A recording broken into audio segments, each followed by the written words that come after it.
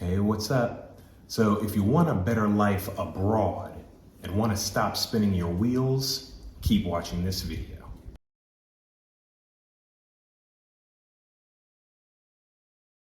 So welcome back to the channel.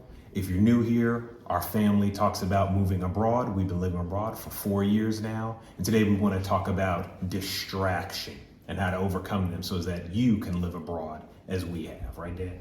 Absolutely. So the problem is we are easily distracted, and in fact, life seems to be structured around distracting us. Some of the distractions are at an obvious level where it's just very clear that this is taking you off a path, and some of the distractions are what we might term okay or good distractions. Good, yeah.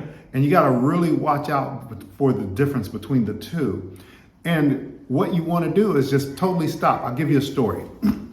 So when I was working for the government, there was a time when I was called by the medical clinic on the job and saying, you need to get in here. We need to check you. And what it had to do with is my heart. And they were concerned about it, and they did an EKG and stuff like that. This is what happened after we cleared and all the smoke and stuff like that.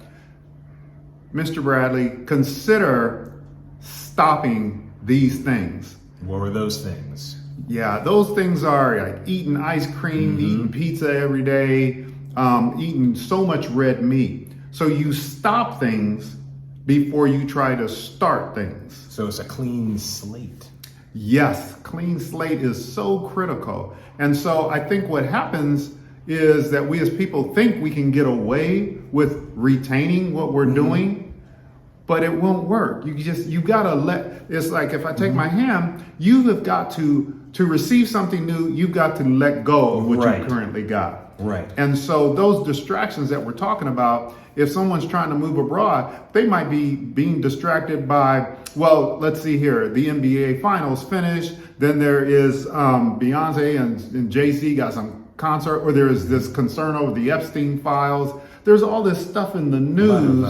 Information overload, it seems. Talk about that. There's information overload, like you said, there's files of different things in your local government coming out. There's a lot of entertainment news coming out about a lot of things. Maybe it's some new buzz about Pop the Balloon or Find Love or some other celebrity or something like that. There might be things about inflation or things. And again, some of them are good things mixed with not so good things. And it's just kind of overstimulation, and you're made to feel like every little thing is important. Yes. Every little thing is significant, somehow makes your life better, when a lot of these things don't. It's just, it's noise, not signal.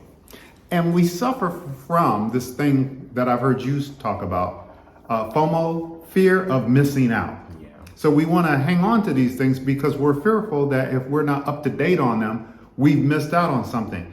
But what it does is it robs you of your goal of moving abroad. And so if you want to be successful at moving abroad and enjoy an excellent life and a lifestyle that you've always wanted, you want to first start by eliminating distractions. All right, so here's another example.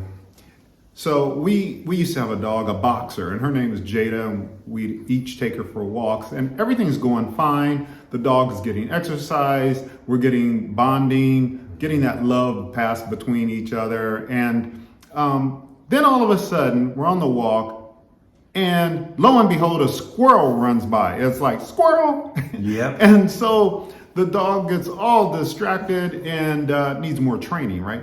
But the deal is, that's another example of what happens in our lives, I think, is something pops up on our radar and we think it deserves our energy. Everything that pops up on your radar does not deserve your attention, and therefore do not give it your energy, because at least for me, I only have X amount of energy units per day. And if I use up some of those energy units on something other than my goal of moving abroad, I am losing out in that transaction. Because you're here to be moving abroad, either here watching the video, or really just that's the state you're trying to be in, of organizing where you want to go. Some of those distractions can also be your social circle, like friends and family, because you were talking about how we all deal with good distractions and not so good, or more obviously bad ones. Sometimes that can be in the form of holidays, birthdays, certain commitments that you've made like every month or something. But if you've committed to moving abroad, you're gonna have to space those things out so that more time can be given to research and understanding of what's going to take monetarily and so on for me to begin to move abroad. But Absolutely. if you go to every party, if you go to every function, everybody's baby shower, I know there's baby shower season, there's wedding season, I'm sure I'm missing something else. But if every social event at your house or otherwise becomes more important when you go on board the plane and leave. Here's one that may be considered a good distraction, but I'm telling you, watch out. When you mention family and friends and so forth, there may be someone who they need convincing on why you're choosing to move abroad. And you get to discern whether or not they're even worthy of your explanation. Because again, that's energy units that are going to be pulled out of you to try to get the approval or okay from someone who may not be worthy of giving you their approval or okay, or said differently, why do you even care? If you do care, that's important.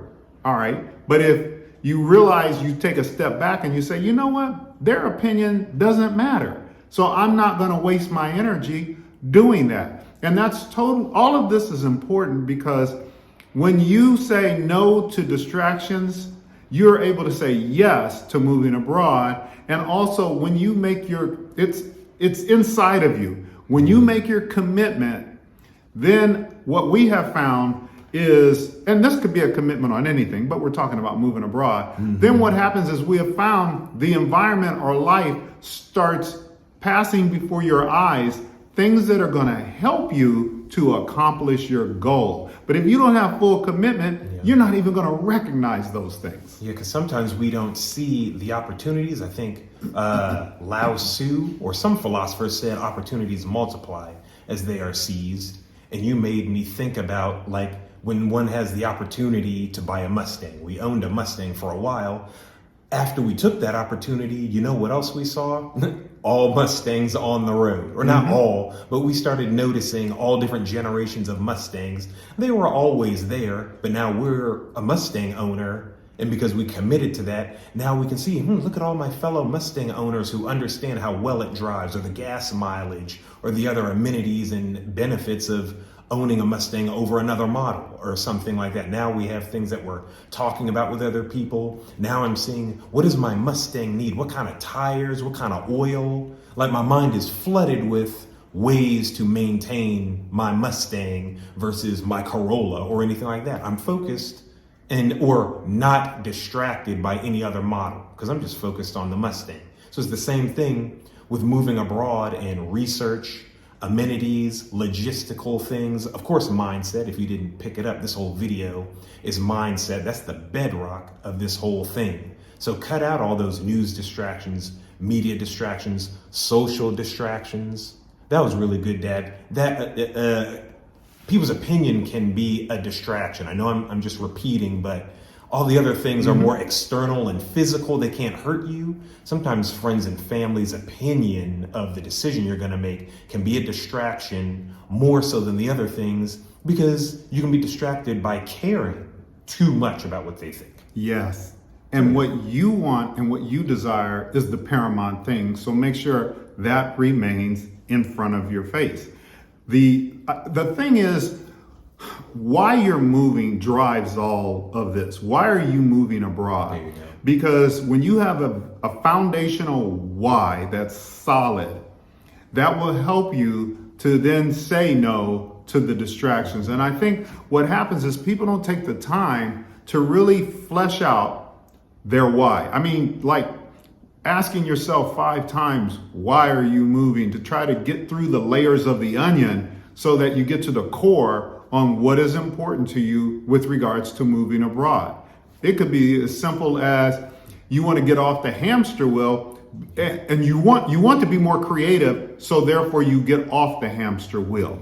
So I'll say it like that. But why is very important. Why can also be you're sick of the police brutality, whether it affects you or your community, and you're just tired of an overly policed state. You're tired of that anxiety. You're tired of hands at 10 and 2 when you're in the car, or heart palpitations, your blood pressure going up whenever you see, a black and white or something like that. It could be health, like my mom. My mom's 70, living her best life out here on a tropical island, Zanzibar. And organic eating can be is very expensive in the States. But you cut that in half, living abroad in the right place. And we've done so here in Zanzibar with more herbs, more seeds, edible seeds, and grass and leaves and things that you can just pick off the trees, like right behind me, or things in the shrubbery. You're not so reliant on big pharma and things as you are in the States. That could be a why. There's also the mental wellness as well. Whatever applies to you, if you overly focus, and I mean that in a good way, on why you want to do this, it can definitely carry you so that you're not distracted. Business. Maybe you want business opportunities because throughout other places in the world, they may not be as developed as the United States. I'm talking any place. It could be El Salvador, Costa Rica, Botswana. It doesn't really matter. The business opportunity may be your why. You're looking to create a family business. You're looking for something that can be passed down from generation to generation. And you're saying, you know what? I have more access to better things outside of the US, and I'm looking at a global market now, and wow, this will really give me the opportunity to do that because maybe it's lower cost of labor, lower cost or more growing seasons, lower cost of real estate, things like that. If business were an idea, but we're just giving you examples of what could be a great why. Yeah, it could also be, maybe this could be the last one. You want a life you don't have to vacation from. Vacation is awesome. You meet new people, new language, new culture, and so on. Maybe you don't want to have to ever leave that. And maybe you want something, a lifestyle or pace of living that's more slowed down, kind of like when you are on vacation with these more colorful people that have become a part of your family, a new part of your social circle. They're rubbing off life lessons on you that you'd never thought of, and you're pouring back into them. You don't want to get back on the plane and go back. You want this place, whatever this place is that you've picked, you want this to be your new reality because maybe you made a promise to yourself when you were in high school. This is the type of life I'm gonna have. And then circumstances happen and you haven't kept that promise to yourself. And you're like, I only got one life to live. Cliche as it sounds, no one else is going to help me live abroad or can, in the sense of they can't live your life moving abroad. You got to live your life. So you want to keep that promise to yourself. That's a viable why too. So what we're going to ask you to do is in the comments, go ahead and let us know what are some of your whys, what that would motivate you to move forward. If you don't have a why yet, go ahead and tell us what distractions are you removing from your life so that you can pursue your goal of successfully moving abroad. We're glad to be here with you. We're talking about moving abroad and how to examine and alleviate the biggest problem. This is what we know is the biggest problem in moving abroad, and it's lack of focus. If you want to focus, if you're not focused, you're not going to succeed in your results. Everybody knows this example, right? You take a magnifying glass, you go outside with a little piece of paper, and it's been so hot in some of the places I've lived, I'm talking about in the United States, that when you take that magnifying glass and here's the paper, and you concentrate the efforts from the sun, you might get a little bit of burning going on. I remember doing that in science class. Exactly. Yes, nice with your lenses there. Yeah. What happens is you're focusing the efforts. And so what we're saying here is when you do that, focus your efforts, and your biggest obstacle is lack of focus. So take the time to get that done. We're going to talk about that now. Yeah. And so some of the things we can even follow up with what we talked about last time, super briefly. Things like info over stimulation. It seems like everything wants your attention. That's part of what's happening here and why you're unable to focus, because you think everything's a priority. You think everything's important, but only certain things are important to push you closer to moving abroad. One thing that you can do is, you hear people talk about having a vision, something that sounds very affirmative, a goal, a dream, and that's great. You should do that, and that helped us. We talk about that here. One thing we've been noticing that also helped us, and we're hearing other people chime in about it in this area, expat life, is also anti-vision. So what's that? Well, one way to describe it is the stuff you don't want. You don't want to be overweight. You don't want to wear glasses. You don't want gray hair. Some people color it in. Some people get LASIK. Some people go organic, whatever. But you're so compelled by what you don't want. And next thing you know, you're making forward momentum. So in the area of like expat life, it might be like, I don't want the police brutality. I don't want the overly racialized culture of the United States. We touched on that a little bit last time. I don't want to be dealing with this inflation in the United States anymore. I don't want to be dealing with trouble taking out a loan for my business. I don't want to be dealing with high taxes and things like that. And on and on and on. Like, comment in the video, what are some things you don't want? This is the time to actually constructively focus on the negative to help you be propelled. Yeah, one of the things that comes to my mind is you might say, I don't want to be working on someone else's vision anymore. I want to be working on my own vision, which is why I want to get off the hamster wheel. I want to get out of the stress. I want to get out of the hustle and bustle. I want to be at a place where, physically, at a place where I'm not being drained or have the life sucked out of me all the time. Listen carefully to the way he's describing it, because it's using it to propel you forward toward the thing that you do want to do. That's the key of focus. And once you begin to do that, wow, the doors begin to start spreading wide open. Hey, I had an example for you. We were being interviewed, and we're grateful. We're blessed to be interviewed by other YouTubers. And so we were being interviewed by another YouTuber, the Americanish is the channel. All Americanish. All Americanish. And anyway, while we were talking, one of the people who was on staff is from El Salvador. And it just so happens that one of our successful people who has done a scouting trip to El Salvador to depart, move abroad, move to El Salvador, could use that connection. Yeah, very much so. But because our partner, or the person who successfully graduated from our program, is focused and knows what they want and where they're going with their family too, as a matter of fact.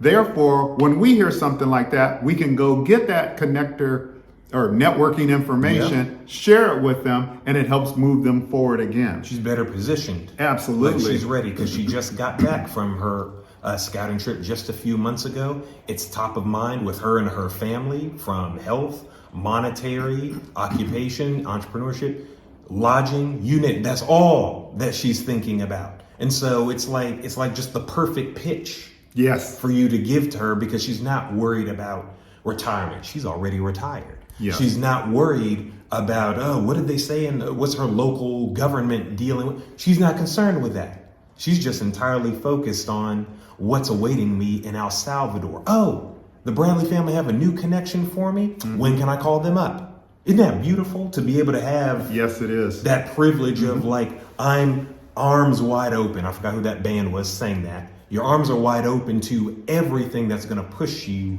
forward, and you just dodge and avoid all distraction. Interesting thing here. If you look at the word focus, F-O-C-U-S. Let's just drop the C, fo-us. You need to be thinking about things like that. Is it for you? Right. Or is it not for you? Yeah. There was a book that I remember reading many years ago. This would have been in the early 90s. And it's called The On Purpose Person. And the book version that I read had on the cover a light switch, a traditional old-fashioned flip-it light switch, which is binary. So in the US, up would be on and down would be off, and it was in the up position. And so what you want to ask yourself all the time is, does whatever comes before my eyes, whatever action I'm going to do, whatever my area of interest is it contributing to my purpose? Is it on, which in binary would be a 1, an O would be off. Is it in the 1 position is the question you want to ask. And once you run through that filter, it'll help you get better at staying focused, because getting focused is one thing and then maintaining that focus is another. Another thing that jumped out is when you focus, things get bigger. Yes, talk about that. Yes. It's like the more you just have single-mindedness on the thing that you want or don't want, we talked about the value of the anti-vision, it takes up more space in your vision, in like your literal vision. Like we said, we have an aunt who's moving to El Salvador. So the more she looks into their history, their politics, their immigration policies, their food, their lodging, the more the vision becomes real, because she's not worried about what the administration is doing. She's not worried about the latest entertainment awards. She's not worrying about what's going on in her office politics, because again, she was focused on retirement. Now she's retired. She's now focused on El Salvador and how much closer she is to it. Just all the opportunities to make this life a reality just continue to grow. Everything else starts to get small. That reminds me of a story actually it's real life. I'm going to tell you my story, and that is, so I used to work in downtown Washington, D.C., and living in Upper Marlboro, I would take the metro train, the subway down into D.C. And if it was a rough ride with a mess going on the train, and let's say the escalators are broken, and at LaFont Plaza, I got to walk up all those stairs. By the time I get into work and people are asking how you do it, I get the choice of keeping my focus on how my commute coming in was, and then regurgitating that commute to everyone else. Mm-hmm. And when I do that, because that's where my focus is on this thing that occurred in, it's about an hour, 45-minute commute, it suddenly is expanding, taking up my day, because now I'm telling Karen, I'm telling Lucretia, I'm telling Mike, and all of a sudden this thing has done sucked up my whole morning, whereas it was only a 45-minute or less probably action. Whatever you focus on, it enlarges, it increases. So get focused on what it is that you want or don't want while living in the United States, only so that it propels you toward where the fact that you want to move abroad. Think about the things that you don't want. You don't want to deal with this administration in certain extent anymore. There's the monetary things. There's also the good things, like how much better your family is going to live abroad, the connections. Some of you, you know what? Some of you might even be moving somewhere where you have friends and family. Mm-hmm. We experienced that our first year of moving abroad. It made things so much better as far as like a soft landing to go to. So kudos to some of you. Focus on that. Focus on how like we haven't seen them in so long. Look at how big my niece and nephew has gotten, or my godchildren, or whoever it is that you know you're going to be joining when you move abroad. Think about the tropical life you have. Some of you are going to move someplace tropical. Some of you are going to move someplace in the mountains. Some of you are looking forward to real estate and property, or a farm or a ranch or something. Yeah. Like, just let that keep you up late at night. You know, where you're just thinking about, it's going over and over, just wearing down those neural pathways of like, I'm going to be able to plant beets, carrots, peppers, mango, whatever. That's going to affect my blood pressure, the health of my blood, my cognition. My kids are going to put that sugar down because they're going to be learning agriculture and eating healthier. I'm going to slim down. Just let your mind go wild, focused on the positive, focused on that dream, focused on one day I'm not going to be worried about the turnpike. I'm not going to be worried about the 101. I'm not going to be worried and concerned about these things in this American life because I'm going to be in expat, move abroad life. The more you think about it, the bigger it's going to get. And all the distracting people, distracting commitments, etc., they're going to fall away. I don't know about you, Josiah, but I'm interested in hearing in the comments, what Yes, are ma'am. areas that help you remain, stay focused? Also, if you feel like sharing, what are some of the positive things that you are focused on right now with regard to your move abroad? That's what I'm interested in knowing. And you know what, even one more. If you're living abroad right now, tell us for how long you've been living abroad. Tell us where you are and just encourage the people in the comments. We love hearing from you guys who've lived longer than us somewhere, and just pepper the comments with, guys, this thing is possible. Let me tell you a little bit about my story. Just let us know in the comments. All right, so next, YouTube. Why YouTube? Because it's visual, it's video. A lot of us don't always like to do our research for anything with just blogs and print, watching video, or at the very least some type of podcast or something. The visual learning is what a lot of us favor. And we did a lot of that too, didn't we, Dad? Absolutely, yeah. And I think that one of the things that folks don't realize is that there is a big picture, the algorithm of life.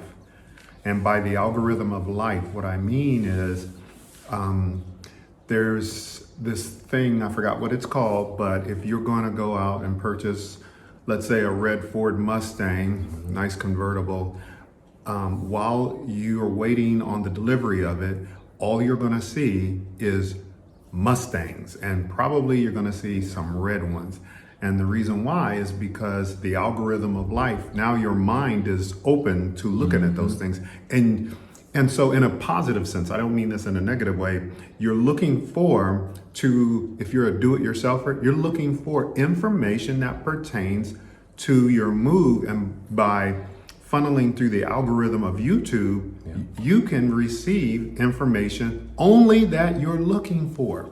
Yeah, because this is all on the heels still of things like focus, prioritization, things we've started talking about in this video, things we'll get even more in depth in this video. Dad, as you and Mom say, what you focus on gets bigger, gets wider. So leveraging your online research, specifically YouTube, can be very helpful. Using us as an example, we use YouTube, we also use Instagram, maybe a little Facebook for a lot of our expat research, or had used it. And we had general accounts, but I remember, certainly for me, the closer we got to moving abroad, the more I was subscribing to or following or liking and commenting on move abroad, living abroad, expat content. I wasn't seeing as much as the film news I was looking at or my friends' algorithms and things like that. The more I liked move abroad things about, at the time, it was Rwanda and then eventually Zanzibar. Rwanda and Zanzibar cost of living, lifestyle started rising up in my algorithm. And that's what I was focused on. That's what our family was focused on at the time. Where did we want to live outside of America? And then when we settled on a few countries, those countries kept coming up, the good, the bad, and the ugly. And from there, we'd start to funnel the good, or what would be in our favor: retirement, tourism, visa, conversions. How far does USD go in Rwanda? How far does it go in Tanzania? And so when you focus your algorithm, in this case, YouTube, all that information rises to the top like oil on top of water. And that's a good thing for you. This is what we wished we had done. We kind of stumbled into it a little bit almost 4 years ago at the time of this video. So if we were going to move in 2025 or whenever you're watching this, we'd create what we've done now, dedicated accounts. Some of us have dedicated accounts to entrepreneurship, some to like mom wellness, and then a lot of us still have living abroad YouTube channels where that's all we watch. Like that's it. We watch Pop the Balloon or Find Love or cat videos or Black Tree TV, classic black films on other accounts. So it's that way, something about Al Jazeera, something about Tanzania, something about, well, you name it. That's what we're looking at for living abroad. That's really served us, hasn't it? Yes, it really has. What does success look like? Well, I'll tell you what success looks like. He just described it for you. So, number one, you're going to make the algorithm work for you. Yes. Instead of you being a subservient to the algorithm. How are you going to do that? You're going to create a YouTube channel, in this particular case, YouTube channel.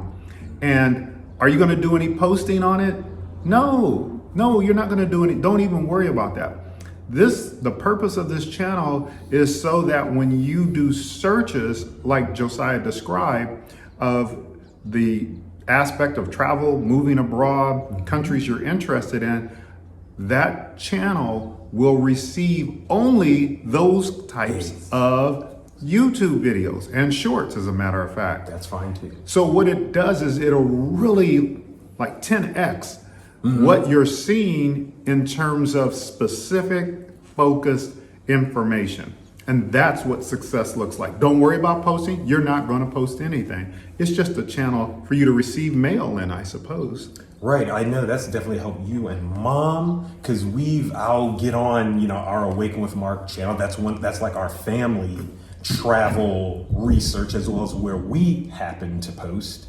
But they've been looking at a lot of retirement things about different areas around the world. And so sometimes when I'm logging in here, I'll see, retirement in this country, retirement in that country. I'm like, oh, Mom and Dad they've been doing their homework. Oh, I've never heard of this couple. I've never heard of this family. I've never heard of this resource. And just more and more stuff. Like, oh, so it's like, oh, I see what y'all been looking at. But we want it to work for you. So if you're interested in more retirement benefits abroad, that's what this channel should be like for you. You should be looking all that stuff up. If you're a digital nomad, or you want to be, and you're interested in entrepreneurship abroad, you're interested in, how many digital nomad visas are there currently? That's where you're gonna look that up. You can comment, you can like, you can subscribe. You can create playlists. We can encourage you guys to do that. If you've been following us, we have dedicated playlists too. For example, retirement information and retirement life, in addition to other playlists. This dedicated travel research YouTube account that we're encouraging you to make, it can serve the same thing, where you can create video playlists where you bookmark videos about retirement, cost of living, nutrition, whatever you're interested in that you're looking at on this channel, property, investment. Oh, yes. Like really, really think about, it's a video library where I'm putting all, MSNBC has series and things on people moving abroad, Americans living abroad. This might even help depending on your background. Again, if you're retirement age, if you're young, if you're Black, if you're Latino, whatever, and you're wondering, where are my people at around the world? You can treat it as like a repository of sorts, a place to find that stuff. So make the algorithm work for you so that you can see all the pros and cons, the ups and downs, all of the options that await you with moving abroad if you're going to use YouTube as a lever or as a tool. One of the things I do want to mention is that when you use this particular technique, which is golden, this is gold we're giving you here. When you use this particular technique, you're going to avoid one of the negatives that people sometimes face. So for example, let's say that you have subscribed to 20 move abroad, travel, retirement, digital nomad type YouTube channels. Now, when you do that, what happens is you're very interested in them, and you hear the YouTubers or influencers say, make sure you like, subscribe, and also click the bell so that you get notices when they post something. Now, what happens is when you do not go out and look at a pop-it video like I'll tend to do, or something that has to do with hair, locks, or health, or something like that, what happens is you you avoid the circumstance where even though you've subscribed, the algorithm pushes down or away from your eyes even the things you've subscribed to because of your last search results. Yeah.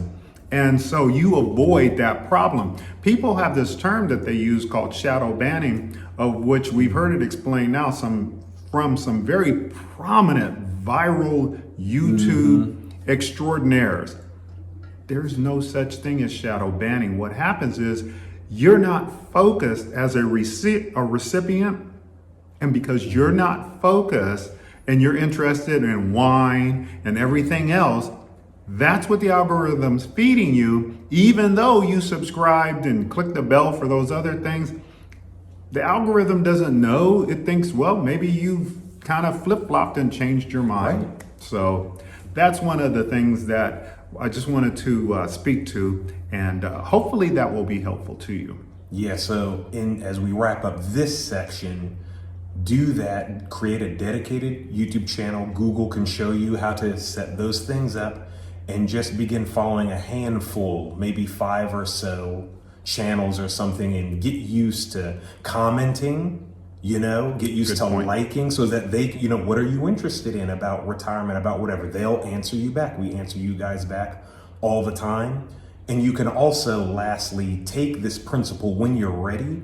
You can take this principle and you can apply it to other social media you might have if you'd like. You can apply it to Facebook. Yeah. You can create a dedicated Facebook account. You can create a dedicated Instagram or Twitter. You can also do this on, Google Alerts. I get them. I get a lot of stuff about digital nomad stuff in particular all over the world, because they let you heart and bookmark Google Alerts. So that's usually what I'm getting. So you can apply this principle so as that you can focus. It's a specific tool for focus when you want to use different types of online research for moving abroad. So we hope that's helpful, and we'll see you in the next chapter.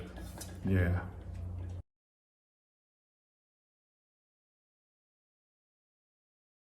Okay, guys, so the next tip is about assessment, knowing things about yourself before you jump knees deep into research and moving abroad. Take it away, Dave. One of the most powerful things that there is to look at what you have before you start running around just doing any activity, any action, helter-skelter. What I mean is, when I say most powerful, I don't play golf, but I remember watching a golfer once, and he had a commercial on TV. And what he did was, he's a pro and he really helps individuals perform better. And what he said he would do was, he would have you go ahead and swing first and to tee off and do a drive from the tee first, so he could see what he's working with. That's called assessment. I was so excited I almost fell over backwards, because most people like to just start doing something and telling you something. But assessment is the first step. I got to throw this out there because my discipline had to do with team building, facilitation, performance. Listen. It was formerly called American Society of Training and Development. It's now ATD. And there was a method called adding. And the A stands for assess. You start there first. When we were purchasing a house, one of the things, and you've probably done it also, we had them examine the fireplace, the roof, the furnace, heating, air conditioning, those kinds of things. And what you're doing is you're trying to find out, what is my baseline? What am I working with? How does that translate to moving abroad? You need to find out where you are with regards to passports. You need to assess where you are in terms of, is your family, nuclear family in agreement? What about your extended family? What about your children? What about pets? What do you currently have, your current life insurance? You start on those items first, because you want to find out where you are and what you need to do in terms of a measurable number. When you assess yourself, you're kind of going, okay, this is where that is right now. And you can say, oh, I don't have 6 months left on my passport. I need to get that taken care of. So I'm going to score that really low on a scale of 1 to 10, like a 2. However, there may be someone else who doesn't even have a passport and they're going to score themselves a 0. Because they need to go apply. Thank you. And that takes time, as a matter of fact. So what happens is once the person gets the passport renewed, then they can say, oh, okay, I'm at a 10 now because my passport's done. I have it in my hand. I'm ready to go. That's me trying to give you an example of just picking from your current wheel of life, all the different slices of your life, and asking yourself, where am I now? Because there may be circumstances where you are, I don't know, in a position where maybe you're giving care to someone, or you just had a baby and you need them to be further along before you try to make a move. So it's just a snapshot in time is what I'm thinking. Taking stock, it sounds like, of those Yes. of a handful of critical areas to get you started. You could have just had a financial emergency and maybe you got to recoup. You might be getting out of debt or something. I think you mentioned finances, but in case you hadn't. I didn't. I wish I did. Go ahead, talk You'd about want that. to, you might be getting out of debt. You might have had a medical emergency that cost a lot of money, working on your car, things with your home or real estate. So you'd want to look at the state of, what are my finances look like? What are my savings? Do I have any savings? Do I have any dependents? Like you were talking about, what about your nuclear family? Do you have any children? Some of you have commented and said that you're helping your parents manage their health and things like that. My dad did that with my late grandmother, may she rest in peace. Or just contributing to her quality of life in that season. Some of you might be doing the same thing. So you want to look at the state of your own finances as well. One of the things that's interesting to me is we have done, I don't know, somewhere between 12, 15, 16 workshops, all right? And so you got a lot of people coming through, 11 people in one workshop, 3 people in another, whatever. And one of the things that they were saying to us is that this piece right here on assessment, where we use the readiness assessment wheel, that was they thought that was the best piece because it helped them to know what they were going to do next. And the starting point was really just take time to think about what you got now. Instead of just running in, like you said, helter skelter. Like a chicken with its head cut off. Yeah, and you don't have you're not oriented to your finances. I like that word. Like Google Maps or something. It's like where am you're in the mall, you are here. Like, where am I with my finances? Did you mention pets? Some of y'all have pets. You need to orient like, okay, would I bring them with me? Do they have any medications? Are those available where I'm going? Do I take to language very well?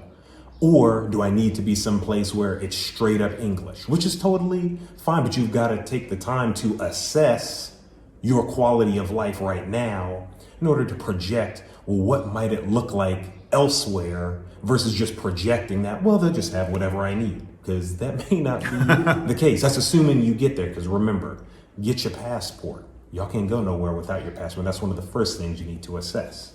Anything else, Jay? No, I think we've pretty much covered that one. Nice. We'll see y'all in the next chapter.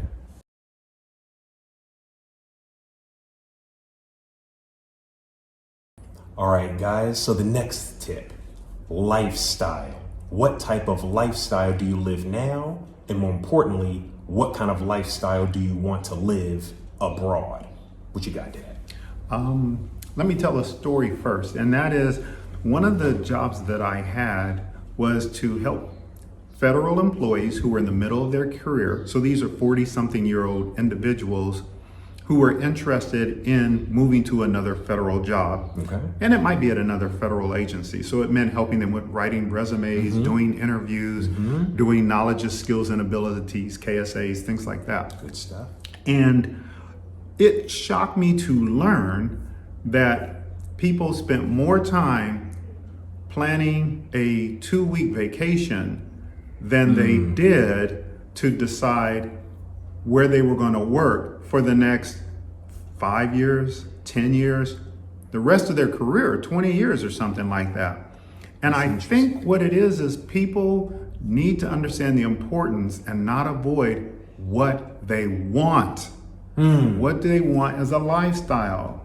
Could be, what do you think? Urban? Yeah, in the case of moving abroad, could be urban, could be rural. Maybe you want to be out in the countryside. Maybe you want to start a ranch or something, or have an urban garden or some moderate, plot of land or something. Maybe you like the cold and you want to, at the time of this video, I think it's snowing in Arusha right now. Maybe you love that. Or maybe you're like us, you like the tropics. We're here in Zanzibar, so you need that. Another one could be, again, do you take well to languages? Do you need to be around vibrant cultures more differently than yourself? Maybe that's something you need to do.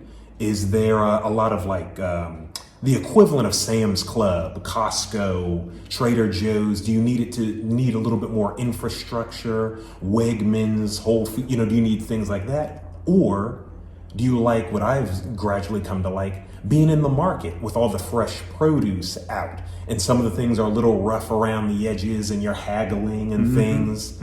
You really want to look into that. One popular tool we've used, I guess we called it travel types, where it had to do with your personality and your lifestyle.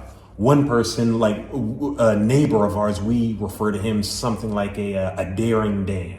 He's somebody who, he don't know the language. He likes being in the bush or deep in the village. He's roughing it because he's very people oriented and he's very outdoorsy. So he's thriving very well here in Zanzibar. He probably thrive anywhere. He might not have even done, quote unquote, that much research, but that's because he knows himself so very well. And that's what this lifestyle thing chapter is that's why it's so important. Because to your point, with the moving to another job, that's interesting. People didn't consider the job culture, the commute. Like, do you want to drive 10 minutes or an hour? Or which something? is everything. That's it. Do you get weekends off? How often are bonuses coming up or something? So translating that to expat life, move abroad life, you want to do the same thing with what are the even visa structures like? Are you okay with leaving every 3 months? Or do you need residency?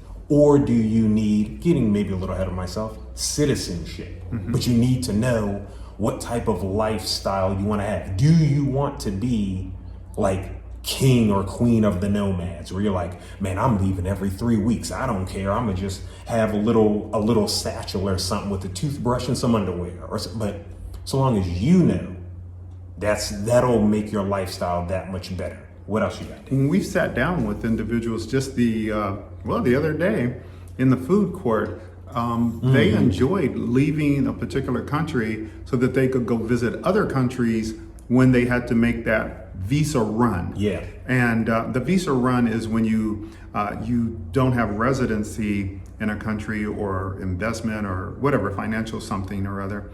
And you have to exit the country, get your passport stamped somewhere else, and then come back into the country. You may stay a weekend, a week, couple of weeks, a month, whatever you feel like it, or whatever that country decides you need, the length of time that you need to be gone. But so we run into quite a few people who actually do prefer that kind of a lifestyle. But the question is, do you know what kind of environment that you thrive in? Because that's what you're trying to organize and set up here. You're looking to own and be accountable to yourself by saying, I do like chocolate over vanilla. If you're standing in the 33 flavors, it's like, pick one, pick what you want, whether it's the rural or whether it's the urban environment, whether it's the 4 seasons of South Africa, or whether you prefer the island life or near the coastline and places up near the equator where it's warm in the 80s 100% of the time.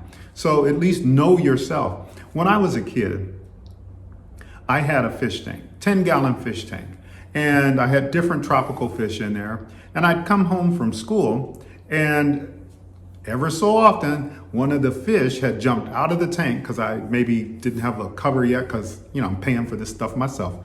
and I didn't have the cover all the way on, and they had jumped out of the tank. Well, this fish is dead or on the way to unalived, I'll say it like that maybe, laying there on the floor. And so you don't want to be a fish out of water. You don't want to be like that. You want to stay in an environment that supports you. And when I say support you, what I mean is that you're thriving, not just surviving.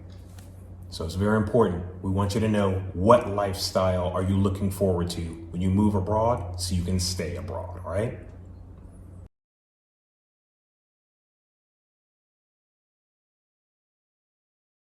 All right, so the last section, prioritize your country, so as that you're not flip-flopping, and so as that you're not overwhelmed with how much money will the scouting trips be if you've got 5 and 10 countries lined up, and then you wind up going nowhere. We want to help you prioritize. What you got? So we recommend that you use an objective system versus a subjective system to determine the country that you're interested in, or the several countries you're interested in. The idea here is that you're not going to spend a ton of money doing all these scouting trips thinking that that's the approach. No. Let me give you an example of what I'm talking about here. So I enjoyed riding motorcycles. I've had about 12 or so motorcycles, from brand new ones, Yamaha 250, Honda CB 450, up to Suzuki touring bikes, 1600 cc's, Harley Davidson. Yeah, Harley. One thing I noticed when it came to motorcycles, and I'm getting, a lot of them were new, but I'm getting used ones also in between there, is that I would go to see a motorcycle, a particular one, for sale on Monday. And I'll say, ooh, I like that. It's got a gas gauge in that. I like that. Okay. And then on Wednesday, I go to see another motorcycle. Well, this one is shaft driven, which means it doesn't have a chain like a bicycle chain. And therefore it is less mechanical stuff that has to be worked on. So I said, ooh, now I like that one, right? That's attractive, yeah. Then on Friday, I go to look at a third motorcycle, and this particular one has nice rims, and instead of spokes, it might have mag wheels or something like that, which is, again, less maintenance. And I'm like, ooh, that looks good. What has happened is I have been blown about by every wind of doctrine, and I'm flip-flopping instead of, I'm being subjective. Whatever is moving me at the moment is what I'm kind of drifting toward, instead of, before I even go out to look at a motorcycle, write down what are the priorities that are highest for me, and just come up with a simple numbering system, 135 or something like that, so that if a motorcycle does have a gas gauge, I'm going to give it a full 5 points. If it's shaft driven, I'm going to give it a full 5 points. And that's objective, because numbers are objective versus, ooh, I like the color of this, or ooh, I like the windshield, which is temporary. You can take that off anyway. And it narrows things down so as that you're not overwhelmed with too many options. Like, don't they say that yes. with the shoes or something when you go to shop? It's like they tell the sellers, put out like 3 pairs of shoes or something. Otherwise, the person's kind of paralyzed. You know, it's like they can either flip-flop like you were with the motorcycle, or they get paralyzed. And either way, nothing gets bought. And They then call you go that nowhere. They call that paralysis by analysis. Exactly. We don't want that for you. And we didn't want that almost 4 years ago, when we were like, where do we want to go? And so we started objectively with our family, coming up with some number systems to associate with the priorities that we have. And we have that as well in our tool belt that we offer to you guys. Yeah. Some of what it looks like is corruption. There's corruption everywhere. Yes, in the United States. Yes, in other countries. But what does it look like? Well, it looks different according to every country. So you'll want that tool where corruption is listed, and you can check off or write a number value of what's this corruption compared to someplace else. Immigration. What's the immigration process like? Because that's going to be very important, because you're trying to stay abroad. You're trying to stay there, okay? No boomerangs. Yeah, no boomerangs or No anything Eddie like Murphy that. movies. No. You want to put a number value for that as well. Dad, what are some other areas of priority? Oh, wow. Let's see here. What about what the GDP is of a country. I've been asked that by some people. They want to know how well is that country doing economically, and so that could be very important to an individual. Some of the other things might include, let's see here. Whatever their business environment is like. In other words, how easy is it for you to start a business there? And what are the areas in which you can start the business? Is it like a brick and mortar storefront, or do they have a digital nomad kind of a situation? And so that's another way to rate it. I will say this. You can do this for a large number of countries, because the idea here is that you're going to sift down to it's like a beauty contest. Only instead of a bathing suit, whatever it is, section. Sandra Bullock. Right. Instead of that, you're actually doing objective assessment on a particular country, and that's what elevates a particular country into your top 5 or top 3 that you'll scout out, or like movie ratings, 5 stars being how many stars would you rate it? Like education, you might be looking into the educational system for your children, the equivalent of high school, or what are their universities like as far as like educational competitiveness or something like that, or the business competitiveness.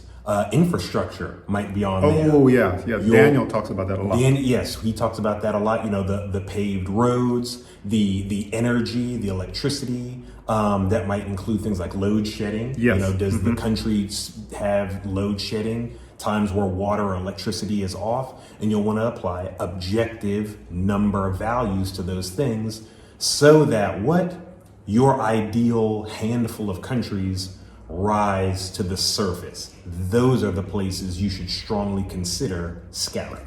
Yeah, that way you're not expending a lot of money, and you're not stressing out as much. Because I will say this, you can get money back, but you can't get back years lost on your life due to stress about a particular thing. And so when you then go do your scouting trip, you have an idea that perhaps you're doing it in such a way that the top 3 are near each other, their countries, or maybe they're not, and you segment out your searches. But that way, when you go to visit, you'll have a separate list for scouting trip also, so that you're doing things like a person who's living there, not like a vacationer. And so, but anyway, so you have your list of countries you're going to go visit, and thereby saving yourself a lot of money. Because one of the things I noticed people start saying is, I don't have that much money. And what they really mean is, I don't want to spend that much money, because we have a way of finding the money for something we want.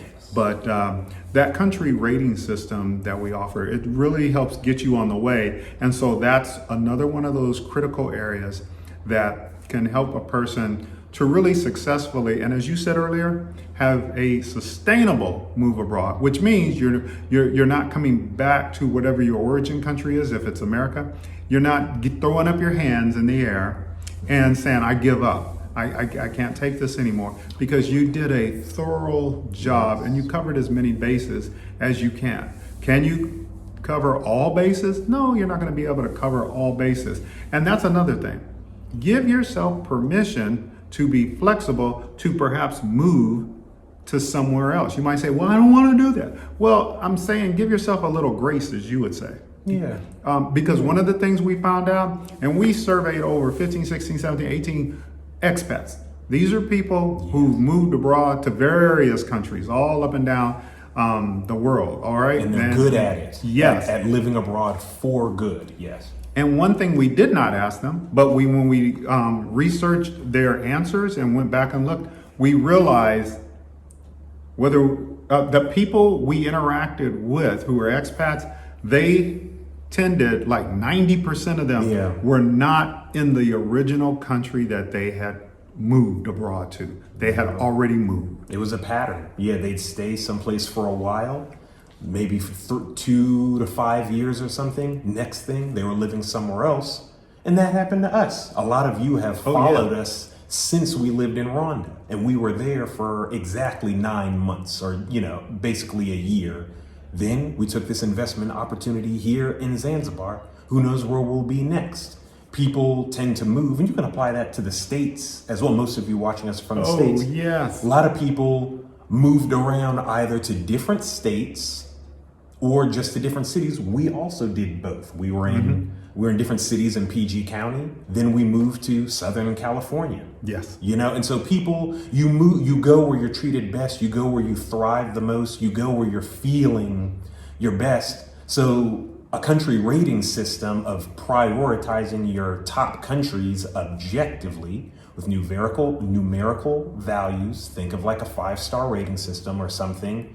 That can also be research you keep because you might land in one country, but because the other 2 of the 3, let's say you had 3, the other 2 are still very attractive because you thoroughly researched them. So they can sit in your back pocket and you might say, maybe I'll go to this first country for 2 years. But these other 2 countries looked really good based on that research, the way I rated them. So let me keep them close because I might want to go there next. We call that first country you go to your soft landing. You want a soft landing to get you started. And think of it this way. It's giving you a chance to learn how to be successful at moving abroad. And then you can apply those skills to either remain there or move somewhere else, but give yourself grace and mercy, flexibility to be able to do that. Excellent. So guys, those are our 6 tips. We'd love to know in the comments, let us know which tip did you like the most. Dad, remind them, what were the areas? Well, the first one was eliminating distraction. The next one, focus. And yes, those are 2 different things. But being able to focus, because whatever you focus on, as Josiah says, it enlarges. Number 3 was create a separate YouTube channel. Because once you do that, you're having the algorithm work for you rather than against you. Next, assessment. You need to find out your baseline and what have you got? What are you working with here? If you're losing weight, what's your weight now? Lifestyle. This is, you don't want to be a fish out of water. What's the environment? Hold yourself accountable. Do you like eating at a lot of restaurants? Do you want to be around a lot of English speaking people? Do you prefer 4 seasons? That kind of stuff. And lastly, country prioritization and using an objective numerical system to determine which countries meet the requirements that you're looking for so you can sift it down to your top 3 or 5 countries. So yeah, just comment which one that really resonated with you and why in the comments so as that we can be of more help to you. And we wish you the best in your travels. If you'd like additional resources for traveling abroad, you'll find those linked in the description of this video. We'll see you next time. Be blessed.